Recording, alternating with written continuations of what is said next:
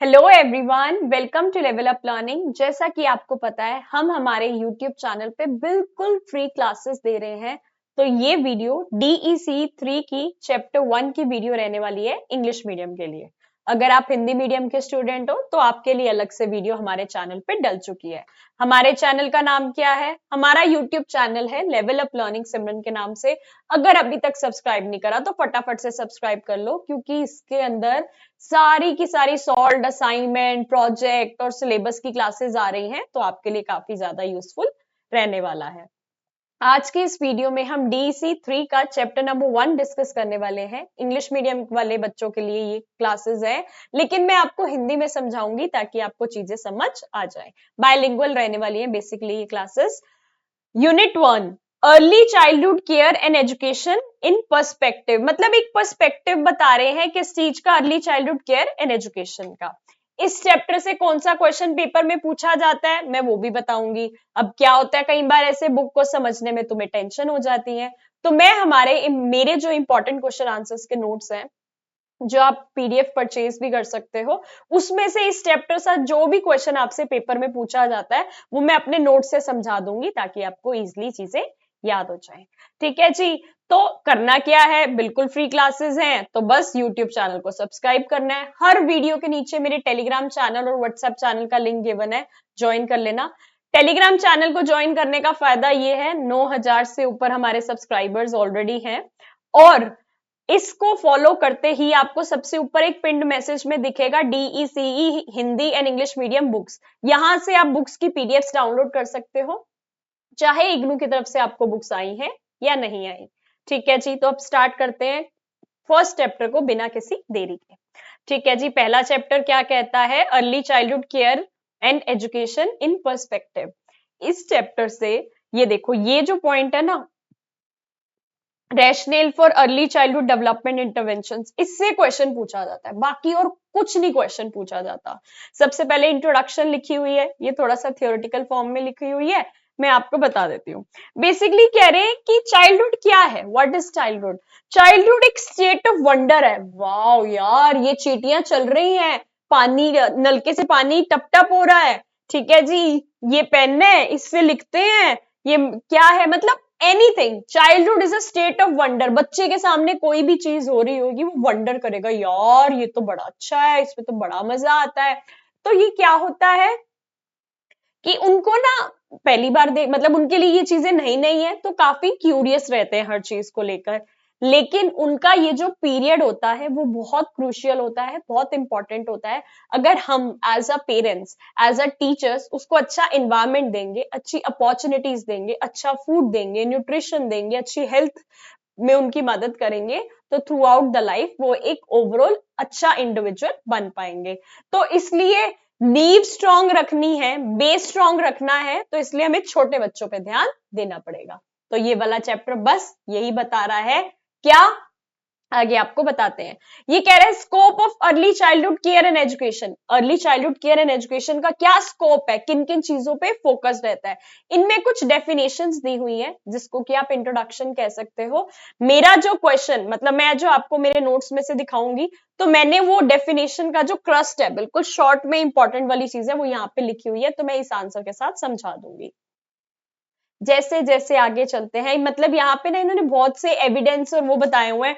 Development and learning occur as children interact with people and objects. भाई जब बच्चे लोगों के साथ इंटरेक्ट करेंगे, ऑब्जेक्ट्स के साथ इंटरेक्ट करेंगे, तभी उनकी डेवलपमेंट होगी। ये सारी कुछ चीजें बताई हुई है जो कि आपके पेपर में नहीं पूछी जाती। पेपर में पूछी नहीं जाती तो ज्यादा समय नहीं लगाना, समय किस पे लगाना है, जो चीजें पेपर में पूछी जाती है। अब ये जो हमारा आया rational for early childhood development intervention, most important है। आपके पेपर में पहला क्वेश्चन ही आपको देखने को ये मिलेगा। आने को 10 मार्क्स का भी आ सकता है, आने को 20 मार्क्स का भी आ सकता है, आने को 5 मार्क्स का भी आ सकता है। लेकिन हम 20 मार्क्स के हिसाब से प्रिपेयर करके जाएंगे कि 20 का आया तो लिख देंगे, 10 का आया थोड़ा कम लिख देंगे, 5 का आया तो और कम लिख देंगे। यहां पर जिस थ्योरी के हिसाब से लिखा हुआ है पढ़ तो लोगे लेकिन याद नहीं रहेगा, और पेपर में याद ही ना रहा तो उसका फायदा क्या है। इसलिए मैं हमारे नोट से आपको बता देती हूँ ये क्वेश्चन कैसे आता है। देखो बेसिकली क्या है, मेरे जो इंपॉर्टेंट क्वेश्चन आंसर्स की पीडीएफ्स होती है पर सब्जेक्ट 100 रुपीज, तीनों सब्जेक्ट्स की 300 में मिल जाती है। ये वहां के नोट्स में से मैं आपको एक आधा क्वेश्चन दिखा रही हूँ ताकि आपको थोड़ा इजिली याद हो जाए। ठीक है जी, क्वेश्चन क्या कह रहा है, सबसे पहले explain the importance of providing early childhood development interventions in the first 6 years of life. जीवन के पहले 6 सालों में अर्ली चाइल्डहुड डेवलपमेंट इंटरवेंशंस क्यों जरूरी है, कि बच्चे के जो पहले 6 साल है उसमें अर्ली चाइल्डहुड के इंटरवेंशंस प्रोवाइड करना होना क्यों जरूरी है, या तो ये क्वेश्चन आ सकता है। दूसरा क्वेश्चन कैसे पूछ सकते हैं, state the rational and need for early childhood development interventions. कोई भी क्वेश्चन आ जाए वही आंसर लिखना है जो मैं आपको बता रही हूँ। बिल्कुल बेस्ट जो आंसर है ना मैं वो बता रही हूँ। समझना है तो समझ तो लो, समझना तो है ही, साथ में रट भी लेना। ठीक है, early childhood care and education ECE as defined, हमने पहले इंट्रोडक्शन दिया, as defined by UNESCO UNESCO is the holistic development of child's social, emotional, cognitive, physical needs in order to build a solid, broad foundation for lifelong learning and well-being। इस definition को आपके लिए समझना बहुत जरूरी है। Holistic development यानी कि ओवरऑल डेवलपमेंट। ओवरऑल डेवलपमेंट कैसे, कि बच्चे की सोशल वैल्यूज अच्छी हो, उसको पता हो कि man is a social animal, बाहर जाके किसी से बात करता हूं तो मैं मुझे सोसाइटी के रूल्स एंड रेगुलेशंस को फॉलो करना है। इमोशनल इमोशनल डेवलपमेंट होनी चाहिए, अपने इमोशंस पे कैसे काबू रखना है, किसी पे सामने वाले पे गुस्सा आ रहा है तो ये नहीं पकड़ के थप्पड़ लगा दिया भाई मेरे इमोशंस नहीं कंट्रोल, नहीं। इमोशनली आप इतने मेच्योर होने चाहिए कि इमोशंस पे आप वो देख पाओ। कॉग्निटिव, दिमाग से रिलेटेड, आपका दिमाग भी आपकी एज के साथ बढ़ता जाएगा ना, आप ज्यादा मेच्योर डिसीजंस ले पाओगे। फिजिकल नीड्स यानी कि अब हमारा जो शरीर है, बॉडी है, वो बिल्कुल हेल्दी होनी चाहिए, उसके अंदर क्या है, बीमारियां नहीं होनी चाहिए, हेल्दी बॉडी होनी चाहिए in order to build a solid and broad foundation for lifelong learning। अगर बच्चे की हमने social, emotional, cognitive, physical needs को ध्यान दे दिया तो लॉन्ग रन में क्या होगा, उनकी लाइफ लॉन्ग लर्निंग और वेलबींग बेटर रहेगी। एक बार फिर से ये डेफिनेशन पढ़ लो, क्यों, क्योंकि पेपर में आपको ये लिख कर आनी है। Early childhood care and education ECCE as defined by UNESCO is the holistic development of a child's social, emotional, cognitive and physical needs in order to build solid and broad foundation for lifelong learning and well-being। अच्छे से समझ लो, एक ही question आना है इस paper से, मतलब इस चैप्टर से एक ही क्वेश्चन आना है, उन्हीं को बिल्कुल शांति से बता रही हूँ। ठीक है, recognizing and catering to the specific developmental needs of young children, these programs will increase the general awareness of the value of a commitment to children। कैसे, अब हमें 6 पॉइंट्स बताने हैं, now we are going to explain 6 points. तो हमने पहले उसका एक फ्लो चार्ट बना दिया, जैसा तरीका मैं बताती हूँ अगर आप इस तरीके को फॉलो करते हो तो आप बहुत अच्छे मार्क्स ला सकते हो। मैं चैनल पे वीडियो डालूंगी, हमारे बच्चों के 90+ मार्क्स आए हैं, उनकी आंसर शीट भी डालूंगी। इग्नू में जब वो पेपर देने गए थे और उन्होंने जो आंसर्स लिख कर आए थे और जिसके बेसिस पे उनको 90 नंबर मिले हैं, वो आंसर शीट की वीडियो डालूंगी मैं चैनल पे, तो आपको पता चल जाएगा जैसे सिमरन मैम ने समझाया था वैसे ही लिख कर आएंगे तो डेफिनेटली अच्छे मार्क्स मिलेंगे। पहला पॉइंट है क्रूशियल फॉर ऑप्टिमम डेवलपमेंट। दूसरा पॉइंट है to provide stimulating play activities. तीसरा कह रहा है to break cycle of deprivation. चौथा कह रहा है children have right to live and grow. For socio economic quality. 6 to provide healthy environment. अब इन सबको हम डिस्कस करेंगे। पहला कह रहा है क्रूशियल फॉर डेवलपमेंट, कैसे, the first 6 years of life are critical for development as the rate of development is most rapid in this period।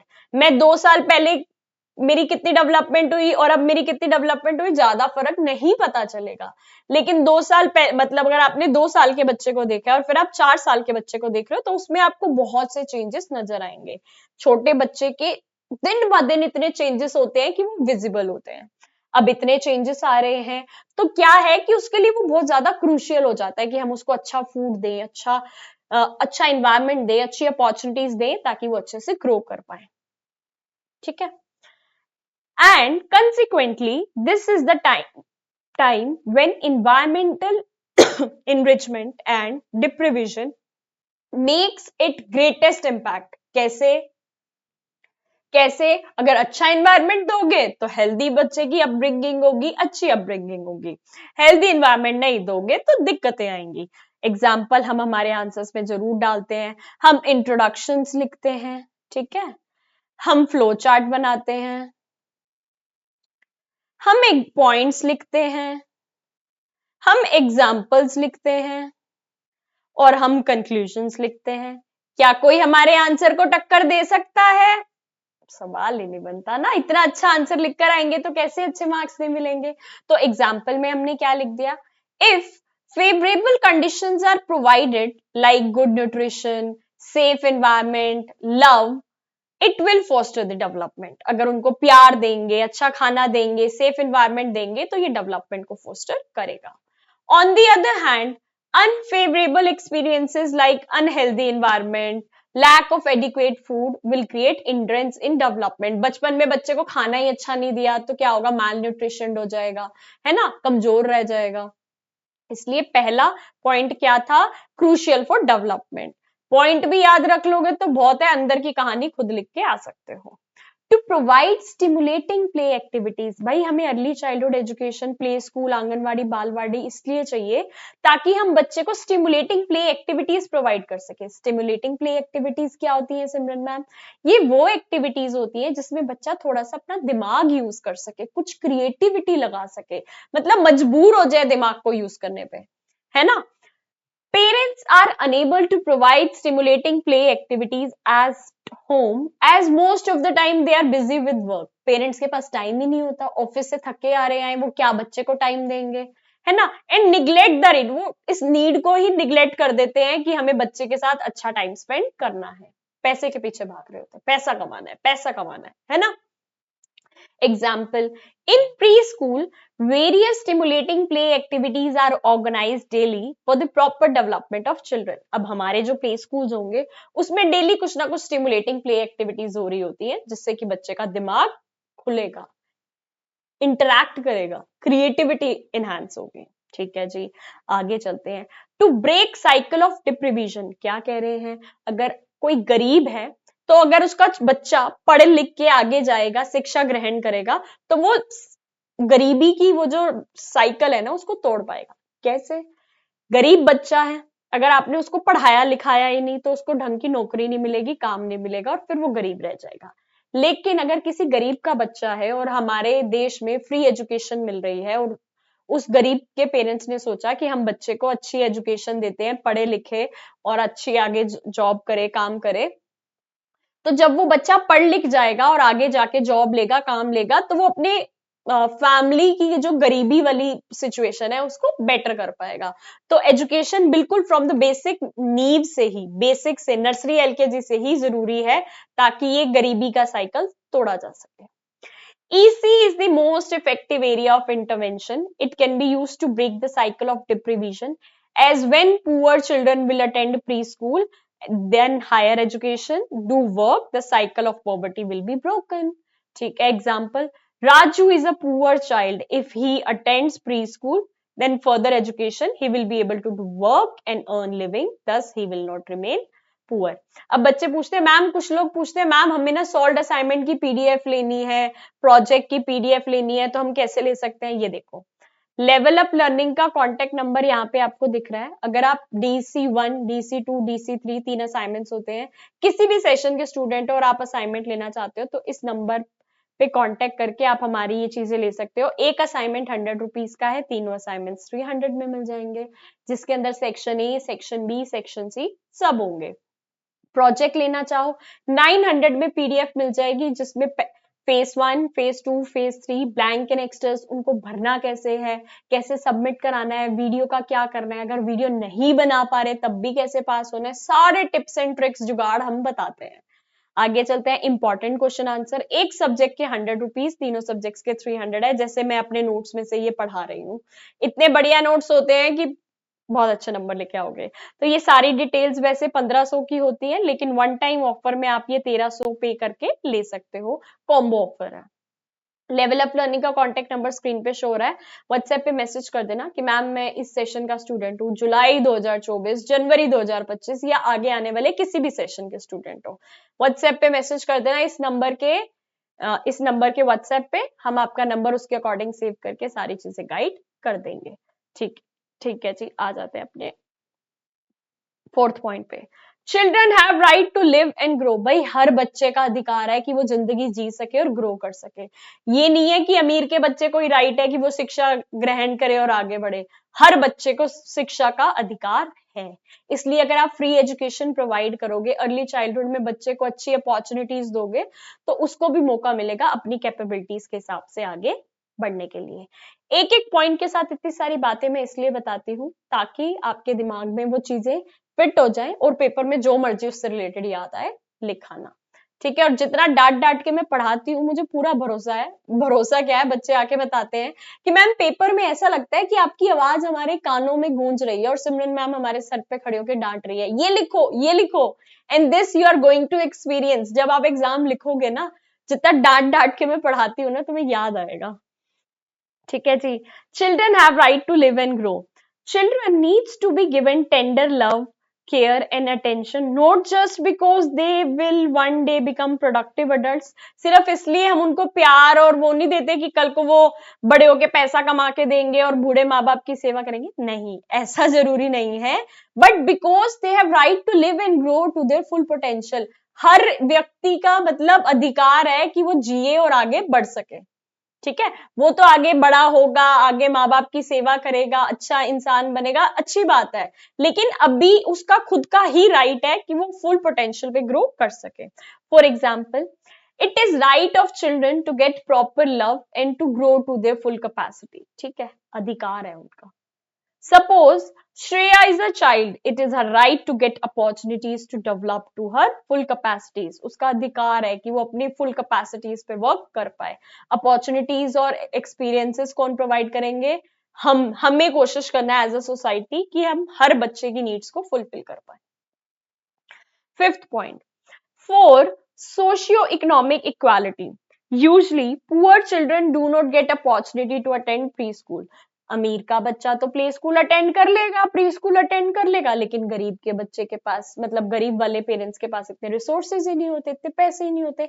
इसलिए फ्री एजुकेशन होगी, ठीक है जी, तो वो बच्चे भी एक प्री स्कूल अटेंड कर पाएंगे।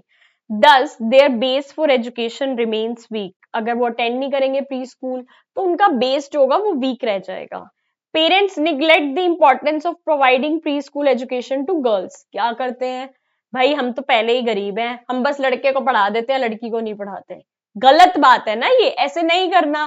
तो अगर फ्री एजुकेशन होगी तो क्या पता लड़की को भी भेज दें, उस चीज को बढ़ावा देने के लिए।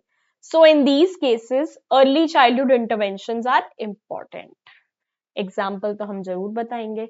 With the help of early childhood care interventions, girls and poor children will be able to receive preschool education. Done. 6 point क्या कहता है? To provide healthy environment. Parents are unable to provide healthy and conducive environment to children at home, as most of the time they are unaware of the needs of children. पता ही नहीं है उनको बच्चों की needs की है, fulfil तो बाद में करेंगे, है ना। तो लेकिन अगर आप एक हेल्दी इन्वायरमेंट बच्चों को दे रहे हो प्ले स्कूल में, वहां पे जो टीचर्स आई हैं, एक्सपर्ट हैं, उनको सारी चीजों के बारे में पता है, तो वो आपके बच्चे को अच्छा इन्वायरमेंट प्रोवाइड करेंगी, जो कि उसकी डेवलपमेंट में मदद करेगा। अब ये मत बोलना कि मैम सारे की सारी वीडियो एक ही क्वेश्चन पे चल रही है। इस चैप्टर से आना ही एक क्वेश्चन है, 20 नंबर का भी आ सकता है, ये 10 का भी आ सकता है, 5 से भी आ सकता है। तो हम 20 के हिसाब से आपको पढ़ा रहे हैं। ना विश्वास हो तो पास्ट ईयर का कोई भी क्वेश्चन पेपर उठा के देख लेना, आपको ये क्वेश्चन दिख जाएगा। Conclusion 10, early childhood care and education is important from moral, social, physical and emotional point of view, so that each child get equal opportunity to grow and develop to its capacities. ऐसे answer लिख कर आओगे तो 20 में से 19 marks ले आओगे, 18 ले आओगे। अब बोलोगे 20 नहीं लाएंगे मैम, थ्योरी में 20 देते ही नहीं है, 19 दे देंगे, बहुत अच्छा आंसर है, 18.5 दे देंगे, तो उसमें खुश रहना है। ठीक है जी, आगे चलते हैं। ये जितना सारी कहानी थी, जो था वो मैंने सब आपको समझा दिया। अब ये कह रहे हैं what should be done. Paper में नहीं आएगा, नहीं आएगा, बट मैं फिर भी थोड़ा सा समझा देती हूँ, आपको पता होना चाहिए।